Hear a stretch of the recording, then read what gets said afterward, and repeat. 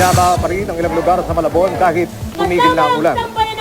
Sa Barangay Panghulo, kanya-kanyang paraan ang mga vendor para hindi mabasa ang kanilang paninda. Ang mga estudyante, ingat na ingat sa paglalakad para hindi rin mabasa ang kanilang damit. Nananatili namang mataas ang singil ng mga pedicab driver sa kanilang mga pasahero.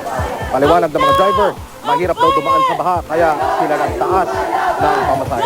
Mga kapuso, gaya sa Malabon, dubog pa rin sa baha ang barangay Santo Tomas sa sitio Kutod, Lubao, Pampanga. Pero kahit binti pa ang tubig, tuloy lang ang pamumuhay ng mga residente. Balik eskwela na rin ang mga estudyante at bukas na ang ilang negosyo. Sa kabila nito, marami sa kanila nangangati ang balat at nagkakaalipunga. Ang GMA Kapuso Foundation nagatid ng tulong sa Barangay San Nicolas, Poblacion. Si Pampanga Governor Lilia Pineda naman sa Barangay Santo Rosario na bigay ng relief goods.